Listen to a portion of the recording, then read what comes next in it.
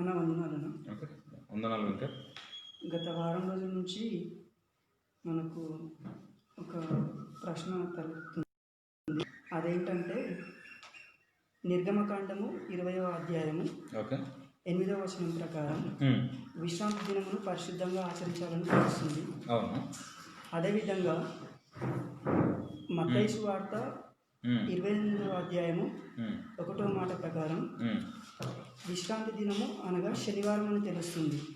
కానీ మనందరం ఆరాధిస్తున్నాము. మనమందరం ఆదివారం ఆరాధించడం కరెక్టేనా? సో దీనికి వాక్యానుసారంగా మాకు వివరణ ఇవ్వగలని కోరుకుంటున్నాను. ఓకే, నిర్గమకాండం 20వ అధ్యాయం 8వ వచనం ప్రకారం విశ్రాంతి దినమును పరిశుద్ధ దినంగా ఆచరించాలి అనేది అక్కడ ఉంటుంది. మత్తయి సువార్త 28వ అధ్యాయం 1వ వచనం ప్రకారము విశ్రాంతి దినము గడిచిపోయిన తర్వాత ఆదివారమున అన్న పదం కనబడుతుంది. కాబట్టి విశ్రాంతి దినం గడిచిపోయిన తర్వాత అనే మాటకి శనివారము అనేటటువంటి ప్రశ్న. అంటే శనివారము విశ్రాంతి దినం వస్తే ఆదివారం చేయటం అనేది, విశ్రాంతి దినము ఆరాధించడం అనేది కరెక్టా అనేది ప్రశ్న. ఇది మీది. ఓకే, ఒకసారి చూద్దాం. మనం మీరు ఇచ్చిన రెఫరెన్స్లో ఒకసారి చూద్దాము.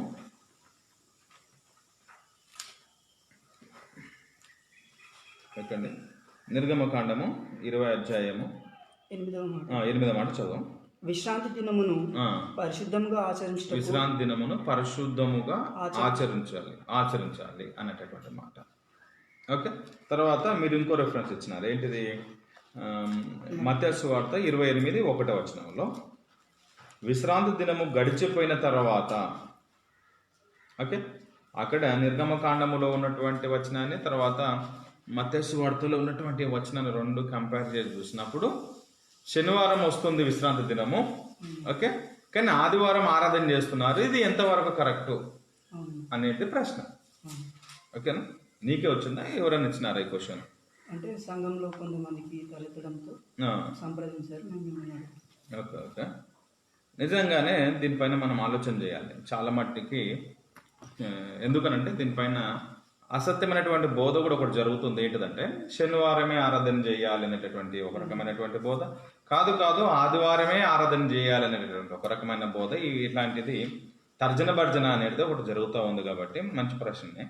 ఓకే, దీనిపైన మనము వాక్య ఆధారాలతోనే మనము చూసుకోవాల్సిన వారమైన. ఓకే, అయితే ఒక వర్గము శనివారమే ఆరాధించాలి అనేటటువంటి ఒక వర్గం అయితే ఆదివారమే ఆరాధించాలి అనేటటువంటి రెండు వర్గాలు ఉన్నాయి. అసలు ఈ విశ్రాంతి దినము జాగ్రత్తగా వినాలి. ఈ విశ్రాంతి దినము శనివారం పాటించాలి కానీ ఆదివారం పాటిస్తున్నారు ఎందుకు అనేటటువంటి ఈ క్వశ్చన్తో వేసుకొని మనం ముందుకెళ్తున్నాం. ఓకే, ఇందులో మనం 3 విషయాలు ఆలోచన చేయాలి. మీరు వేసినటువంటి ఈ ప్రశ్నలో 3 విషయాలు ఆలోచన చేయాలి. ఏంటిదంటే మొట్టమొదటిది మీరు రాసుకోవచ్చు. మొట్టమొదటిది ఏంటిదంటే విశ్రాంతి దినము ఎందుకు? ఓకే, విశ్రాంతి దినము ఎందుకు? తర్వాత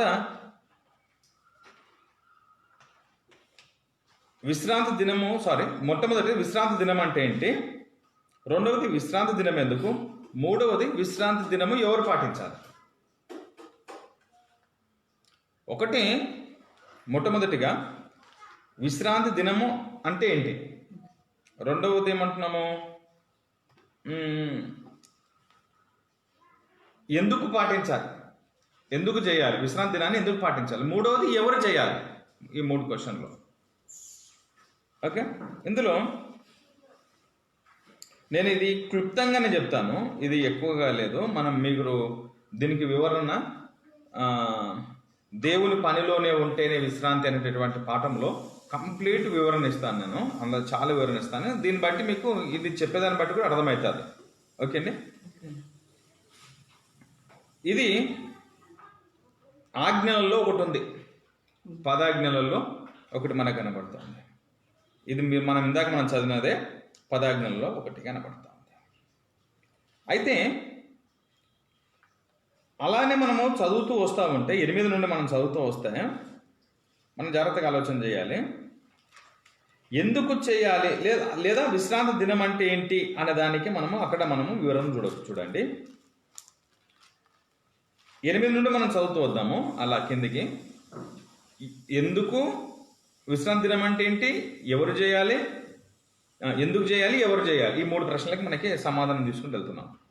మనం చదువుదాం, అది 8 నుండి మనం చదువుదాము. విశ్రాంతి దినమును పరిశుద్ధంగా ఆచరించుటకు, విశ్రాంతి దినాన్ని పరిశుద్ధంగా ఆచరించటానికి జ్ఞాపకం ఉంచుకోండి.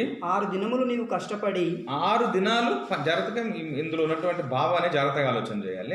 6 దినాలు పనిచేసి నీ పని అంతయు చేయవలను. 6 దినాలు మీరు పనులు చేయాలి. 7వ దినము, 7వ రోజున నీ దేవుడైన యెహోవాకు విశ్రాంతి దినము. నీ దేవుడైన దేవునికి విశ్రాంతి దినం. అది 7వ దినమున దేవునికి విశ్రాంతి దినం ఒకటి. దానిలో నీవైనను నీ కుమారుడైనను నీ కుమార్తె అయినను నీ దాసుడైనను నీ దాసి అయినను నీ పశువైనను నీ ఇండ్లలోనున్న పరదేశి అయినను, మీ ఇండ్లలో ఉండేటటువంటి అవుటర్స్ ఎవరైనా సరే ఏ పని చేయకూడదు. 6 దినములలో 6 దినాలు యెహోవా ఆకాశమును, 6 దినాలు ఏం చేశాడు దేవుడు? ఆకాశాన్ని, భూమిని, సముద్రాన్ని, వాటిలోని సమస్తమును సృజించి 7వ దినాన విశ్రమించను. అందుచేత యెహోవా విశ్రాంతి దినాన్ని ఆశీర్వదించి దాన్ని పరిశుద్ధపరచాడు. కాబట్టి మీరు కూడా రెస్ట్ తీసుకోండి. దీంట్లో ఉన్నటువంటి భావం ఏమిటంటే, దేవుడు వారానికి 7 రోజులు, ఓకే అండి, వారానికి 7 రోజులు ఆయన 6 దినాలు కష్టపడి 7వ దినాన రెస్ట్ తీసుకున్నాడు. ఓకే, కాబట్టి అలా దేవుడు కూడా 6 దినాలు కష్టపడి 7వ దినాన్ని రెస్ట్ తీసుకున్నాడు. కాబట్టి మీరందరూ కూడా 6 రోజులు పని చేయండి. 6 రోజులు పని చేసి 7వ రోజున మీరంతా రెస్ట్ తీసుకోండి అని అన్నాడు. అంటే మీరు ఆ వచనాల్లో మీరు చూశారు, మీ దాసి అయినను, మీ పనివారైనను, తర్వాత మీ పశువులైనను, పరదేశులైనను ఎవరు పని చేయకుండా రెస్ట్ తీసుకోవాలి. ఎందుకు? దేవుడు 6 దినాలు పని చేసి 7వ రోజున విశ్రాంతి తీసుకున్నాడు. కాబట్టి మీరును అలా చేయాలి అన్నాడు. విశ్రాంతి అనే మాటకి అర్థం ఏంటి? ఏ పని చేయకూడదు, రెస్ట్ తీసుకోమంటున్నాడు ఆయన. దాంట్లో పెద్దగా ఏదో గూఢార్థం, ఏదో మర్మం ఏదో ఉందని కాదు. ఆయన 7వ రోజున రెస్ట్ తీసుకున్నాడు, మీరును 7వ రోజున విశ్రాంతి తీసుకోండి. విశ్రాంతి తీసుకోవటం అనే మాటకు అర్థం ఏంటి? ఏం పని చేయకుండా ఉండటం అని అర్థం.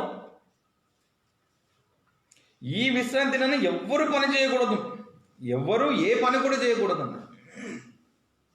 అంతేకాదు, అయితే ద్వితీయోపదేశకాండము 5వ అధ్యాయము 12 నుండి మనం 15 మాటలు మనం ఆలోచన చేస్తే అక్కడ కూడా మనకు ఒక పాయింట్, మనకి ఒక విషయం మనకి అక్కడ కూడా తెలుస్తుంది. చూడండి, ద్వితీయోపదేశకాండము 5వ అధ్యాయము 12 నుండి మనం 15 మాటలు ఆలోచన చేస్తే, నీ దేవుడైన యెహోవా నీకు ఆజ్ఞాపించినట్లు, నీ దేవుడైన యెహోవా నీకు ఆజ్ఞాపిస్తున్నట్లు, ఎవరికి అనంటే ఇశ్రాయేలుకు ఆజ్ఞాపిస్తున్నట్లు విశ్రాంతి దినాన్ని పరిశుద్ధంగా ఆచరణ చేయాలి. 6 దినములు నీవు కష్టపడి, 6 దినాలు ఇశ్రాయేలు చెప్తున్నాడు, 6 దినాలు మీరు కష్టపడండి, నీ పని అంతయు చేయవలెను. నీ పని 6 రోజులు చేయాలి. 7వ దినమున నీ దేవుడైన యెహోవాకు విశ్రాంతి, అది దేవునికి విశ్రాంతి దినం. కాబట్టి దానిలో నీవైనను నీ కుమారుడైనను నీ కుమార్తె అయినను నీ దాసుడైనను నీ దాసి నీ ఎద్దైనను నీ గాడిదైనను నీ పశువులలో ఏదైనను నీ ఇండ్లలో ఉన్న పరదేశి అయినను ఏ పని చేయకూడదు. ఎందుకంటే ఏ పని చేయకూడదు, జాగ్రత్తగా వినాలి. అక్కడ అంటున్నాడు, మీరు ఏ పని చేయకూడదు అని చెప్తూ ఎందుకంటే అన్నాడు. ఎందుకు పని చేయకూడదు? ఎందుకంటే నీ వలె నీ దాసుడును నీ దాసియును విశ్రమింపవలెను. నీవు ఐగుప్తు దేశమందు, ఎందుకో తెలుసా, మీరు ఐగుప్తు దేశములో మీరు ఉన్నప్పుడు, దాసుడవై ఉన్నప్పుడు, మీరు అక్కడ బానిసలుగా మీరు ఉన్నప్పుడు, నీ దేవుడైన యెహోవా బాహుబలము చేతను, ఆయన గొప్ప శక్తి చేత, గొప్ప బలము చేత, చాచిన చేతి చేతను నిన్ను అక్కడ నుండి జ్ఞాపకం చేసుకుని, అక్కడి నుండి మిమ్మల్ని తప్పించను, రప్పించను అనేది జ్ఞాపకం చేసుకోవాలి మీరు. అందుచేతను విశ్రాంతి దినమును ఆచరింపవలనని. ఎందుచేత? ఆయన ఇచ్చాడు కదా. ఎందుచేత? ఆయన బాహుబలం చేత మిమ్మల్ని ఐగుప్తు నుంచి మిమ్మల్ని తీసుకొని వచ్చాడు కాబట్టి అందుచేత మీరు రెస్ట్ తీసుకోండి, ఆయనని జ్ఞాపకం చేసుకోండి. విశ్రాంతి దినం ఆచరింపవలనని నీ దేవుడైన యెహోవా నీకు ఆజ్ఞాపించాడు. అవును, అక్కడ పాయింట్ అర్థమైందా అక్కడ? ఏమంటున్నాడు? నేను మిమ్మల్ని, మీరు ఐగుప్తులో బానిసలుగా ఉన్నప్పుడు నేను మిమ్మల్ని తీసుకొని వచ్చానండి. తీసుకొని వచ్చిన తర్వాత మీరు, దేవుడు 6 దినాలు కష్టపడి పనిచేశాడు ఒకటి, కాబట్టి మీరు దానికోసం విశ్రాంతి.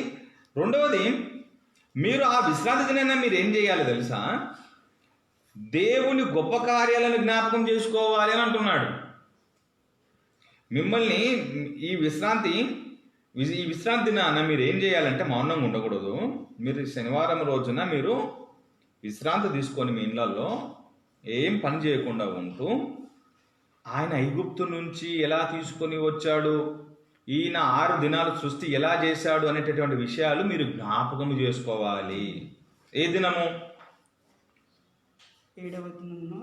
7వ దినాన ఇవి మీరు ఏం పని చేయకుండా మీరు ఇవి జ్ఞాపకం పెట్టుకోవాలి అన్నాడు. అంటే ఒక మాట చెప్పాలంటే, మీరు 6 రోజులు పనిలో ఉండాలి. 7వ రోజున దేవుని కూర్చున్నటువంటి ఒక గొప్ప విషయాలు మీరు ఆలోచన చేసుకోవాలి. కుటుంబంగా కూర్చున్నారు అనుకోండి, ఒక కుటుంబ సభ్యులుగా అత్త, మామ, భార్య, పిల్లలు, కొడుకు, కోడళ్ళ కుటుంబ సభ్యులు ఒక కుటుంబం. ఇశ్రాయేల్ పెద్ద సైన్యం కదా, అట్లా వాళ్ళు ఉండేటటువంటి మనం ఆలోచన చేసినప్పుడు ఆ కుటుంబాలలో కూడా వాళ్ళందరూ ఆ రోజున ఏం జ్ఞాపకం చేసుకోవాలంటే, దేవుని గొప్పతనాన్ని, దేవుడు చేసినటువంటి కార్యాలు విశ్రాంతి తీసుకొని, ఏ పని చేయకుండా విశ్రాంతి తీసుకొని ఆయన గురించి ఆలోచన చేయాలి ఆ సాటర్డే రోజు. ఒకటి అంటే ఎలా జ్ఞాపకం? పిల్లలకు చెప్పాలి ఇవన్నీ. అంటే ఇశ్రాయేలీయులు చేయాల్సిన పని ఏంటంటే, దేవుడు చేసినటువంటి వారి జీవితాల్లో దేవుడు చేసినటువంటి గొప్ప కార్యాలను కుటుంబం అంతా తలపోస్తూ కూర్చోవాలి ఆ రోజంతా కూడా. ఇది ఎప్పుడు ప్రారంభమవుతుందండి? శుక్రవారము సాయంత్రం 6 గంటల నుండి ఓకే, తిరిగి మళ్ళీ శనివారము సాయంత్రము 6 గంటల వరకేది విశ్రాంతి దినం అనేది. శుక్రవారము సాయంత్రము, అందుకనే మన యేసు మరణించిన తర్వాత ఆయనని ఇంకా విశ్రాంతి దినము సమీపంలో ఉంది, ఇంకా ఆయన దింపడానికి పర్మిషన్ కోసం వెళ్తారు, ఆయన తీసుకొస్తారు. ఆయన విశ్రాంతి దినం రాకమునిపై ఆయనని సమాధిలో పెట్టేస్తారు. అంటే ఎప్పుడు ఇదంతా శుక్రవారం రోజు జరిగింది. అంతే ఎప్పుడు ప్రారంభమవుతుంది? శుక్రవారం సాయంకాలమున విశ్రాంతి దినం ప్రారంభం. అంటే వీళ్ళు శుక్రవారం సాయంత్రం నుండి ఎలాంటి పనులు చేయకూడదు. 6 దాటింది అని అంటే పనులు చేయకుండా ఆ రోజు నుండి ఆయన గురించి, దేవుని గురించి మళ్ళీ తిరిగి శనివారం సాయంత్రం 6 వచ్చేంత వరదాకా దేవుని గురించి ఆలోచన చేయాలి. కుటుంబానికి చెప్పాలి, పిల్లలకు చెప్పాలి, దేవుని విషయాలను గొప్పగా వారికి నేర్పించాలి. న్యాయాధిపతులకు వచ్చేవారికల్లా దేవుని ఎరగని తరం ఒకటి పుట్టింది అని అంటారు.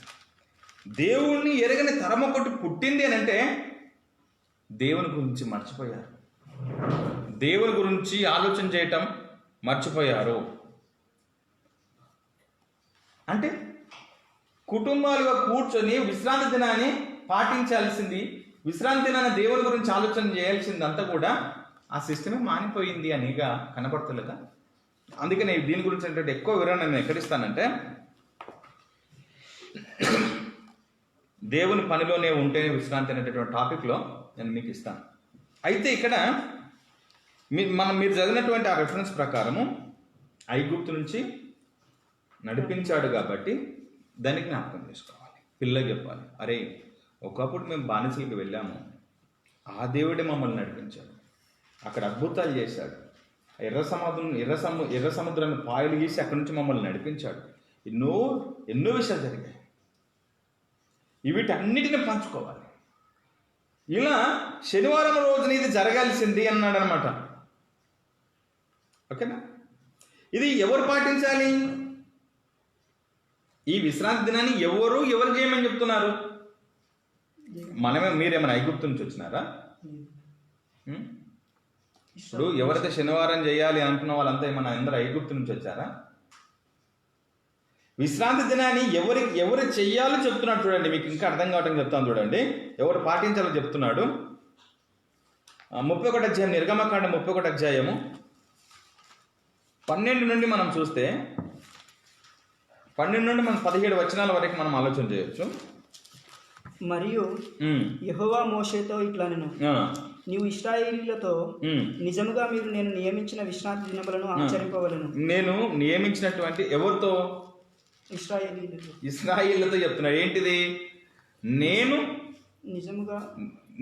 నియమించిన విశ్రాంతి ఈ దినాలను మీరు చేయాలి, పాటించాలి. మిమ్మల్ని పరిశుద్ధపరిచి యెహోవాను నేనే మిమ్మల్ని పరిశుద్ధపరిచేది అని తెలుసుకున్నట్లు అది మీ తరతరములకు నాకును మీకును గుర్తు. ఏంటిది? నేను మిమ్మల్ని విశ్రాంతి దినం పాటించమంటున్నాను. ఇది నీకును ఇశ్రాయేలీయులైన మీకును దేవుడైన నాకును మధ్యలో ఒక గుర్తు, ఒక నిబంధన. ఈ గుర్తు ప్రపంచానికి అందరూ శనివారం రోజున ఆరాధన చేయండి, ఇది అందరికీ ప్రపంచానికి గుర్తు అని కాదు చెప్తుంది అక్కడ. ఏ ఐగుప్తు నుంచి ఎవరైతే తీసుకుని వచ్చాడో, ఏ ఇశ్రాయేలు ప్రజలు దేవుని మాట విని ఆ రోజున ఉన్నారో వారికి చెప్తున్నాడు, ఇది నీకును నాకును మధ్య అంటే ఒక ఒప్పందం మన మధ్యలోనేది. ఏంటిది? మీరు విశ్రాంతి దినాన్ని మీరు ఇది మన మధ్య ఒక ఒప్పందం అంటున్నాడు. ఇది ఒక గుర్తు, ఇది ఓ నిబంధన. కావున మీరు విశ్రాంతి దినాన్ని ఆచరించాలి. కాబట్టి నేను ఒక గుర్తు ఇది. కాబట్టి మీరు విశ్రాంతి దినాన్ని ఆచరించాలి. నిశ్చయముగా అది మీకు పరిశుద్ధము. దానిని అపవిత్రపరిచేటటువంటి వాడు ఎవడైతే దానంటే ఆ శనివారాన్ని ఎవడైతే విశ్రాంతి దినంగా కూడి అపవిత్రపరచడం అంటే ఆ రోజు పని చేస్తాడో, దేవుని జ్ఞాపకం చేసుకోకుండా ఉంటాడో, దేవుని పనిలో అంటే ఆయన చేసినటువంటి గొప్ప కార్యాలు శనివారం కుటుంబంగా కూడి ఆయన గురించి ఆలోచన చేయకుండా ఎవరైతే ఉండి స్మరణ పనులలో మునిగిపోయి ఉంటారో, ఓకే మాట్లాడుతూ దానిని అపవిత్రపరచువాడు తన ప్రజలలో నుండి కొట్టివేయవాడిని తీసేయాలి అని అన్నాడు. ఓ సందర్భంలో ఇంకా మాట్లాడతాడు, రాళ్ళతో కొట్టి చంపాలి అంటాడు. విశ్రాంతి దినాన్ని పాటించకపోతే ఏం చేయాలి? రాళ్ళతో కూడా కొట్టి చంపాలి అని అంటాడండి. ఎందుకు ఈ విషయాలు చెప్తాడు ఆయన? ఎందుకు చెప్తున్నాడు? ఇది దేవుడు ఇశ్రాయేలుకు దేవుని మధ్యలో ఒక నిబంధన, ఒక గుర్తు ఏర్పడిన తర్వాత మీరు పాటించకపోతే ప్రజల నుంచి తీసేసేయాలి, ఇశ్రాయేలు నుంచి వాళ్ళని తొలగించేసేయాలి, వాళ్ళతో రాళ్ళతో కొట్టి చంపాలి. ఇవన్నీ కూడా ఆయన ఎందుకు చెప్తున్నాడు? ఒకవేళ సరేనండి, ఇప్పుడు ఇదే సిస్టమ్ ఇప్పుడు శనివారాన్ని ఆరాధన చెయ్యాలి, ఓకే అనేటటువంటి విధానం ఒకటి వేసేస్తుంది. ఒకవేళ ఇది చేయకపోతే మరి రాళ్ళతో కొట్టి చంపాలి. ఇది దేవుడు ఇచ్చిన గుర్తు, అందరికీ కాదు, కేవలం ఇశ్రాయేలీయులకు దేవునికి మధ్య జరిగినటువంటి ఒప్పందం. చూడండి, ఇంకేమంటున్నాడు? 6 దినములు పని చేయవచ్చును, 7వ దినము యెహోవాకు ప్రతిష్టమైన దినము. ఆ విశ్రాంతి దినమున పని చేయు ప్రతివాడు ఏం చేయాలి? తప్పక దానికి మరణము. విశ్రాంతి దినాన దేవుని జ్ఞాపకం చేసుకోకుండా ఎవడైనా ఉంటే, విశ్రాంతి తీసుకోకుండా అంటే రెస్ట్ తీసుకోకుండా పని ఎవడైనా చేస్తే, ఈ పని ఆ పని ఎవడైనా పనులు పెట్టుకుంటే వానికి మరణ శిక్ష. ఇప్పుడు కొంతమంది సెవెంత్ డే వాళ్ళు కానీ ఏవో సాక్షులు కానీ ఏం చెప్తున్నారు? శనివారమే ఆరాధన చేయాలి బ్రదర్ అనేటటువంటి విషయం ఒకవేళ ఉంటే వాళ్ళు శనివారం చేయాలంటున్నారు. కానీ శనివారం కంటే ముందు శుక్రవారం ప్రారంభమవుతుంది అంటున్నారు. వాళ్ళు ఏ రోజు చేయాలంటున్నారు? శనివారం చేయాలంటున్నారు. కానీ విశ్రాంతి దినం ఎప్పటి నుంచి ప్రారంభమవుతుంది? శుక్రవారం. అంటే శుక్రవారం నుండే ఉండాలి. శుక్రవారం సాయంత్రం 6 నుండి శనివారం సాయంత్రం 6 వరకు ఉండాలి. మరి శుక్రవారం ఎక్కడ పోవాలి? పోనీ ఈ శనివారాన్ని కూడా ఈ విశ్రాంతి దినాన్ని ఆదివారానికి ఏమైనా మారిందా? ఇప్పుడు మారినట్టు కూడా బోధలు ఉన్నాయి కదండి. ఇదేమైనా అప్పటికి మారిందా? అయితే ఇక్కడ ఉంటున్నాడు ఆయన, అది కూడా ఆలోచన చేస్తాం మనము. వాడు మరణశిక్ష పొందాలి. ఇశ్రాయేలీలు జాగ్రత్తగా వినండి. ఈ విశ్రాంతి దినాన్ని ఏం చేయాలంటే ఎవరు చేయాలి చెప్తున్నాడు? ఈ ఇశ్రాయేలీలు తమ తరతరములకు తరతరాలకు విశ్రాంతి దినమును ఆ, అనుసరించి ఆ, ఆ దినమును ఆచరింపవలెను. అది నిత్య నిబంధన. నిత్య నిబంధన ఎంతవరకు అంటున్నాడు? ఇది నిత్యం. నిత్యం చేసినటువంటి నిబంధన. ఇది తరతరాలు చేయాలి. ఎవరు చేయాలి? ఇశ్రాయేలీలు. ఆయన పైన చెప్పాడు, ఇశ్రాయేలీలు తమ తరములకు విశ్రాంతి దినమును అనుసరించి ఆ దినము ఆచరింపవలను. అది నిత్య నిబంధన. నాకు ఇశ్రాయేలుకి అది ఎల్లప్పుడూ గుర్తయి ఉండును. ఇప్పుడు చెప్పండి, ఇశ్రాయేలీలు ఎవరు? మన ఇండియన్సా? ఇశ్రాయేలు ఊళ్ళో ఉన్నటువంటి ఆ దేశాన్ని తప్పించి మిగతా వాళ్ళంతా ఇశ్రాయేలుల, యూదుల. ఎవరికి చెప్తున్నాడు? ఏ ప్రజలనైతే ఐగుప్తు నుంచి తీసుకొని వచ్చాడో వారికి చెప్తున్నాడు, మీరు తరతరాలంతా కూడా విశ్రాంతి దినాన్ని మీరు పాటించాలి. ఇది లాస్ట్, ఇది తీసేస్తాడు ఒక సందర్భం. నేను అందుకనే మీకు ఇంకో సందర్భం వచ్చాను, కంప్లీట్గా పాఠంలో మీరు వినండి. ఇది తీసేస్తాడు. ఏం జరుగుతుందో తర్వాత చెప్తాను నేను. ఇది మీకును మాకును మధ్యన ఉన్నటువంటిది ఒక నిబంధన కూడా. అంటే ఇప్పుడు ఇది ఎవరికి విశ్రాంతి దినం? శనివారం ఎవరికి విశ్రాంతి దినము అని అంటే ఇశ్రాయేలీలకి. ఓకే, అసలు విశ్రాంతి దినం అంటే ఏంటిది అంటే ఏ పని చేయకుండా రెస్ట్ తీసుకోవటం. రెస్ట్ తీసుకొని ఏం చేయాలి?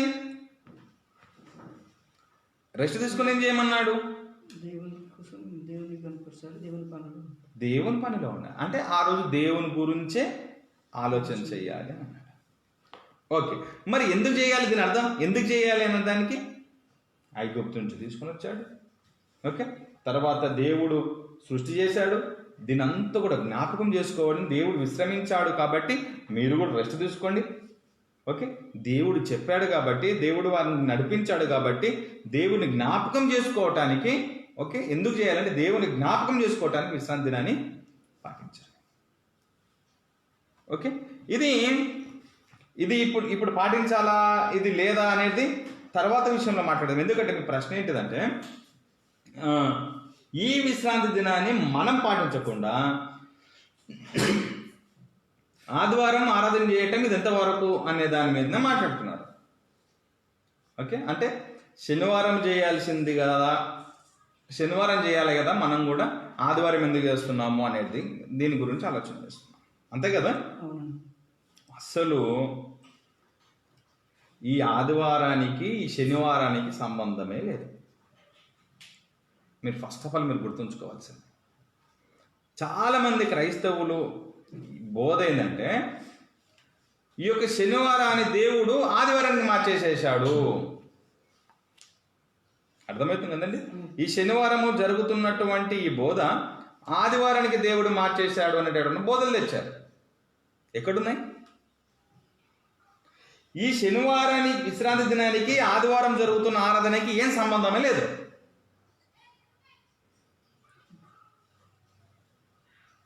గుడ్డిగా సండే స్కూల్ టైంలో కూడా పాడే శనివారాన్ని సండేకి మారినట్టు కూడా పాటలు ఉన్నాయి, కానీ అది కానే కాదు. అసలు విశ్రాంతి జాగ్రత్తగా వినండి. అయితే మరి క్రైస్తవులకు ఎప్పుడు విశ్రాంతి? మరి ఇది యూదులకు విశ్రాంతి, మరి క్రైస్తవులకు ఎప్పుడు విశ్రాంతి? ఓకే, చూద్దాం. ఇప్పుడు ఎప్పుడు క్రైస్తవులకు విశ్రాంతి అని అంటే జాగ్రత్తగా వినండి, ఆలోచన చేయండి. భూమి మీదకి వచ్చిన మనము ఒక క్రీస్తును అంగీకరించి బాప్తిజం తీసుకొని క్రీస్తుని అంగీకరించి ఆయన పనిలో ఉంటూ ఎప్పుడైతే మరణిస్తావో ఆ మరణించిన దినము నుండే నీకు విశ్రాంతి. జాగ్రత్తగా నేను చెప్పినటువంటి విషయం మరొకసారి ఆలోచన చేయండి. ఏ రోజైతే మనం భూమి మీదకి వచ్చి దేవుని కోసం బ్రతుకుతూ నిలబడుతూ ఆయన కోసం కష్టపడుతూ పనిచేస్తూ ఉన్నామో తర్వాత మరణం తర్వాత పని లేదు, విశ్రాంతి ఉంది. మరణం తర్వాత పని లేదు. చూడండి, హెబ్రీయులకు రాసినటువంటి పత్రిక 4వ అధ్యాయము మనం 1 నుండి మనం 11 వచనాలుగా మనం ఆలోచన చేస్తే, హెబ్రీయులకు రాసినటువంటి పత్రిక 4వ అధ్యాయము చదువుదాం. ఆయన యొక్క విశ్రాంతిలో దేవుని యొక్క విశ్రాంతిలో ప్రవేశించుదు మనం వాగ్దానం నిలుచుండగా మీలో ఎవడైనను ఒకవేళ ఆ వాగ్దానం పౌలు గారు రాస్తున్నారు, ఆ వాగ్దానాన్ని పొందకుండా తప్పిపోవునేమో అని భయం కలిగి ఉందము. వారికి ప్రకటింపబడినట్లు మనకును సువార్త ప్రకటింపబడింది. కానీ వారు వినిన వారితో విశ్వాసం గలవారై కలిసి ఉండలేదు గనుక విన్న వాక్యము వారికి నిష్ప్రయోజనమైనదాయను. ఓకే. కాగా జగత్పునాది వేయబడినప్పుడే ఆయన కార్యములని సంపూర్తి అయినను ఈ విశ్రాంతి గూర్చి నేను కోపంతో ప్రమాణము చేసినట్టు వారు నా విశ్రాంతిలో ప్రవేశింపరు అని ఆయన చెప్పినట్టు విశ్వాసులమైనటువంటి మనము ఆ విశ్రాంతిలో ప్రవేశించుచున్నాము. మరియు దేవుడు ఏడవ దినమందు తన కార్యములన్నిటిని ముగించేశాడు, విశ్రమించాడు. ఏడవ దినమును గూర్చి ఆయన యొక్క చోట చెప్పి ఉన్నాడు, ఇదియుగాక ఈ చోటుననే వారు నా విశ్రాంతిలో ప్రవేశింపరు అని చెప్పినాడు. కాగా ఎవరో కొందరు విశ్రాంతిలో ప్రవేశించుదురన్న మాట నిశ్చయం. ఎవరో కొందరు విశ్రాంతిలోనికి వెళ్తారనేటటువంటి మాట నిజమే, నిశ్చయం గనక ముందు సువార్త వినిన వారు అవిధేయత చేత ప్రవేశింపలేదు గనుక విశ్రాంతిలోనికి రాలేదు. కాబట్టి మీరు ఆయన మాట విని మీ హృదయంలో కఠినపరచుకున్నకూడని వెనుక చెప్పబడిన ప్రకారము ఇంతకాలమైన తరువాత దావీదు గ్రంథంలో నేడని యొక్క దినమును నిర్ణయించుచున్నాడు. అవును. యెహోషువ వారికి విశ్రాంతి కలగజేసిన ఎడల ఆ తరువాత మరి ఒక దినమును గూర్చి ఆయన చెప్పకపోవును. కాబట్టి దేవుని ప్రజలకు విశ్రాంతి నిలిచి ఉన్నది. ఎందుకనగా దేవుడు తన కార్యములను ముగించి 6 రోజుల పని ముగించి 7వ రోజున విశ్రమించిన ప్రకారము ఆయన యొక్క విశ్రాంతిలోనికి ప్రవేశించిన వాడు కూడా తన కార్యాలను భూమి మీద ఉన్నటువంటి మనిషి తన కార్యాలను ముగించి విశ్రమించాలి అన్నాడు. కాబట్టి అదే విధంగా అవిధేయత వలన వారు పడిపోయినట్లుగా మనలో ఎవడు పడిపోకుండా ఆ విశ్రాంతిలో ప్రవేశించడానికి జాగ్రత్త అందులోకి వెళ్ళటానికి జాగ్రత్త పడాలన్నాడండి. ఎప్పుడు క్రైస్తవునికి విశ్రాంతి ఎప్పుడు అంటున్నాడు? ఒక్క మాటలో మనకి ఇంత చదివించాను అర్థం కావడం కోసము ఇదంతా కూడా నేను తర్వాత పాఠంలో దీన్ని వివరిస్తాను కంప్లీట్గా. ఇక్కడి ఎవరికి క్రైస్తవులకి ఎలా విశ్రాంతి అంటున్నాడు? తన కార్యములను పని ముగించి విశ్రమించాలి అన్నాడు. ఎందుకనగా 10వ వచనం, ఎందుకనగా దేవుడు తన కార్యములను ముగించి విశ్రమించిన ప్రకారము ఆయన యొక్క విశ్రాంతిలో ప్రవేశించిన వాడు కూడా తన కార్యాలను ముగించి విశ్రమించాలి. విశ్రాంతి ఎప్పుడు? దేవుడు మనకు అప్పగించిన కార్యాలను ముగించి. ఇంక ఆదివారం విశ్రాంతి ఏడుంది? ఇంకా శనివారం విశ్రాంతి, ఆదివారం ఇంకేడుంది? ఇంకా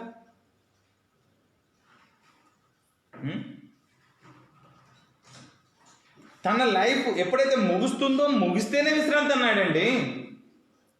ముగిస్తేనే విశ్రాంతి. చూడండి ప్రకటన గ్రంథము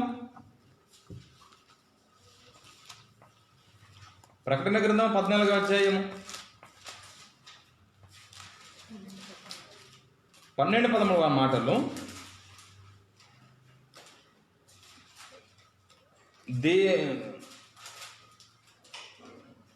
దేవుని ఆజ్ఞలను యేసును గూర్చిన విశ్వాసమును గైకొనుచున్న పరిశుద్ధుల ఓర్పు ఇందులో కనబడుచున్నది. ఇప్పటి నుండి ప్రభునందు మృతి నొందిన మృతులు ధన్యులు. దేవుని పనిలో ఉండి ఈ రోజు మరణిస్తున్న వారంతా కూడా ధన్యులని వ్రాయమని పరలోకం యొక్క స్వరం చెప్పగా నిజమే వారు తమ ప్రయాసములు మాని విశ్రాంతి పొందుతారు. వాళ్ళంతా భూమి మీద ఉన్నటువంటి మృతి పొందుతున్నటువంటి వారు దేవుని పని కోసం బ్రతికి మృతి పొందుతున్న వీరంతా వారికి విశ్రాంతి అనేది ఉంది అని అంటున్నాడు. వారికి విశ్రాంతి అనేది ఉంది. వీరంతా విశ్రాంతి పొందుతారు. భూమి మీద విశ్రాంతి ఉందానంటే భూమి మీద విశ్రాంతి లేదు క్రైస్తవానికి.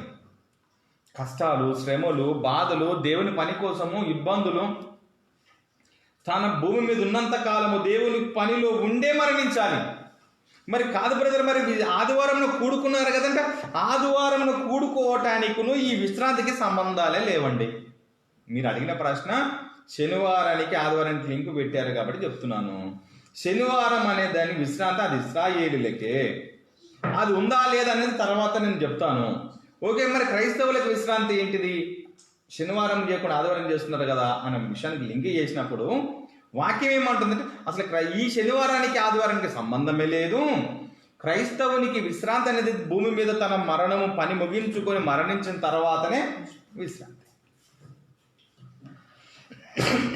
మరి దీని సంగతి ఏంటి? మరి ఆదివారం ఆరాధన చేశారు కదా, అపోస్తులందరూ కూడా దేవుని పనిలో ఉన్నారు కదంటే అవును, దేవుని పని తప్పేంటి? ఆదివారమున కూడి రొట్టె విరచటము, ఆదివారమున కూడి దేవుని విషయాలు మాట్లాడుకోవడం తప్పేముందండి? అది విశ్రాంతి దినం కాదు, పునరుత్థాన దినం. యేసు లేచిన దినం అది. యూదులకు విశ్రాంతి దినము శనివారము, క్రైస్తవులకు విశ్రాంతి దినము వాని మరణం తర్వాత పరలోకములో విశ్రాంతి, పరదేశులో నెమ్మది. ఓకే, మరి ఆదివారం సంగతి ఏంటంటే ఆదివారంలో నీకు నాకు ఖాళీ ఉంది కాబట్టి రొట్టె విచ్చుటకు కూర్చున్నా. ఇది ఆజ్ఞ కాదు, ఖచ్చితంగానే. ఇప్పుడు కొన్ని గల్ఫ్ దేశాల్లో, గల్ఫ్ కంట్రీస్లో శుక్రవారం కూర్చుంటారండి. ముస్లిం దేశాలలో శుక్రవారము వాళ్ళకి ఆదివారం సెలవు ఉండదు. శుక్రవారం గవర్నమెంట్ హాలిడే ఉంది కాబట్టి ఆ రోజు మళ్ళీ వాళ్ళు రొట్టె విరుస్తారు, ఆ రోజు దేవుని విషయాలు మాట్లాడుకుంటారు. మరి అది తప్ప? అందుకనే దేవుడు ఒక మాట చెప్తాడండి. ఏంటి తెలుసండి? తిమోతిలో రాసినటువంటి పత్రిక అనుకుంటాను, వాక్యాన్ని మీరు పని చేయండి సమయమందును. చూడండి అన్నమాట.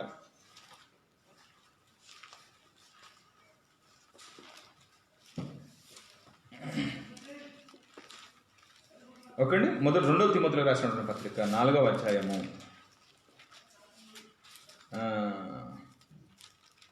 1 నుంచి 2 వచనం చూద్దాము. దేవుని ఎదుటను సజీవులకును మృతులకును తీర్పు తీర్చి యేసుక్రీస్తు ఎదుటను ఆయన ప్రత్యక్షత తోడు ఆయన రాజ్యము తోడు నేను ఆనబెట్టి ఏం చెప్తున్నానంటే మీరంతా వాక్యాలను ప్రకటించాలి, సమయమందును అసమయమందును ప్రయాసపడాలి అన్నాడు. పనిలో ఉండాలి. మీరు ఆదివారపు ఆరాధించటం అనే దానికి మాట కంటున్నాడు. మీరు అడిగారు అసలు ఆరాధన అనేటటువంటి పాయింట్ ఏంటో తెలియాలి. ఫస్ట్ ఆరాధన అంటే ఏంటో తెలియాలి. చాలా మందికి ఇది అది అన్ని కలిపి మాట్లాడుతూ ఉన్నారు. కానీ ఆదివారంన కూర్చొని రొట్టె విరుస్తున్నాము, దేవుని విషయాలు మాట్లాడుకుంటున్నాము, ఆ రోజున ఆరాధించుకుంటున్నాము. ఓకే, అసలు కేవలము అలా కూర్చొని చేయటమేనా ఆరాధన? కాదు కాదు కాదు, అది నేను తర్వాత చెప్తాను. ఇక్కడ మనం ఏం మాట్లాడుకుంటున్నామనంటే రొట్టె విరుచుకుంటూ కూర్చోవటం తప్పేం లేదు. కొన్ని దేశాల్లో శుక్రవారం చేస్తూ ఉన్నారు. ఓకే అండి, మనం ఆదివారం చేస్తూ ఉన్నాము. ఆ రోజు మన కాళ్ళే ఉంది కాబట్టి బైబిల్ ఏమంటుంది?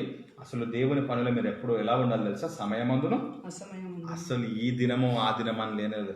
అసలు శుక్రవారం కూర్చుందామా, శనివారం కూర్చుందామా, ఆదివారం కూర్చుందామా కాదు. అన్ని బోగస్ మాటలు. ఏంది తెలుసా? నీ బ్రతుకున్నంత వరకు నువ్వు ప్రతిరోజు దేవుని పనిలోనే ఉండాలి. ఇంకా విశ్రాంతి ఎక్కడదండి మనిషికి? దేవుని పనిలో ఉండమని మన వాక్యం చెప్తాను. ఇంకా విశ్రాంతి ఎక్కడి? మరణం తర్వాతనే విశ్రాంతి. మీరు సంఘంగా కూడుకున్నప్పుడు, సమాజంగా కూడుకున్నప్పుడు ఆ రొట్టె విరుచుకోండి, తప్పేంటి? ఓకే, ఇందులో నీకేమైనా డౌట్స్ ఉంటే అడగండి. ఇంకా మనం మాట్లాడుకున్న దాంట్లో నీకేమైనా అనుమానాలు ఉంటే అడగండి.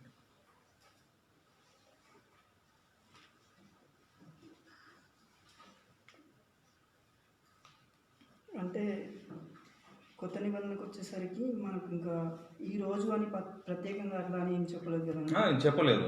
ఎప్పుడు ఎల్లప్పుడు మనము దేవుని పనిలోనే ఉండాలి. విశ్రాంతి అనేది లేదు.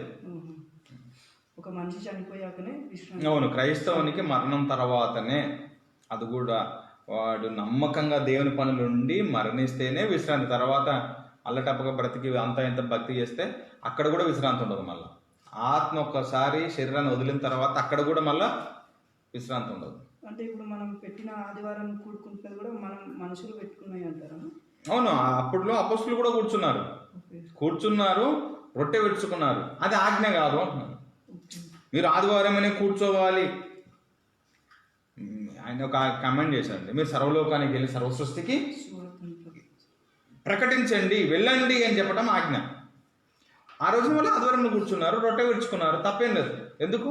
ఆ రోజు వాళ్ళకి అనుకూలంగా ఉంది. క్రీస్తుకు లేచినటువంటి పునరుత్థానం దినంగా అందులో కూడా కూర్చున్నారు, రొట్టె విడుచుకున్నారు, తప్పేం లేదు. ఓకే, వాక్యం ఏమంటుంది? అదే వాక్యం ఏం చెప్తుంది? మీరు సమయమందును మీరు పనిలో ఉండాలని అదే వాక్యం చెప్తారు. దేవుని పనికి టైం ఆదివారము, సోమవారం, మంగళవారం లేదు, ఆయన రాకడ సమీపం ఉన్నది.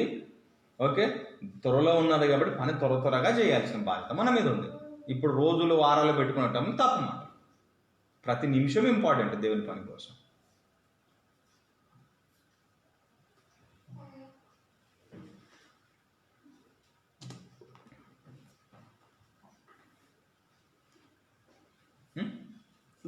థ్యాంక్ యూ అన్న, మీ యొక్క చాలా చక్కని వివరణ మాకు ఇచ్చినందుకు. ఇంకా సంఘంలో కొంతమంది ఇది రేజ్ చేయడం వల్ల నేను అడిగాను, కొంచెం కన్ఫ్యూజన్లో కూడా ఉన్నారు. ఆదివారము అని, ఇంకా శనివారం అని కూడా. మన సంఘంలో ఈ డౌట్స్ ఉన్న వాళ్ళు ఉన్నారా? నాకు బయట నుంచి కూడా అడిగారు బ్రదర్స్ అండ్ సిస్టర్స్. శనివారం వస్తుంది కదా, మనం ఆదివారం ఎందుకు కూడుకుంటున్నాం? ఆ శనివారానికి ఆదివారానికి రెండింటికి ఎక్కువ ప్రియారిటీ ఇస్తున్నారు అనమాట. సో ఈ వివరణ వల్ల మాకు అంటే ముఖ్యంగా ఈ వచనం వలన సమయం పౌలు గారు తిమోతి రాసిన పత్రికలో 4వ అధ్యాయం 1వ మాట 2వ మాటలో సమయమందును అసమయమందును వాక్యం ప్రకటించుము. దీనివల్ల మాకు అంటే ఇంకా వాక్యం ఎప్పుడైనా నేర్చుకోవచ్చు, ప్రకటించవచ్చు. పనిలోనే ఉండాలి, సమయంలో ఏం లేదు. ఇంకా అంటుంటారు కదా, నీకు ఇప్పుడు టైం నీకు ఇప్పుడు చెప్తావా, నీకేం పని బాట లేదా, నీకేం టైం లేదా అంటారు కదా. టైం లేదని చెప్పారు. ఆయన రాకడ సమీపం ముందండి, టైం లేదు కాబట్టి చెప్తున్నామని చెప్పారు. టైం ఉంటే మెల్లగా పడుకొని లేచి ఎప్పుడన్నా చెప్పచ్చు. టైం లేదు, వాళ్ళు అడుగుతారు టైం లేదంటే లేదు, చెప్తున్నాం మనకి. థ్యాంక్ యూ అన్న, ఈ యొక్క వివరణ వందనాలు. ఓకే అండి.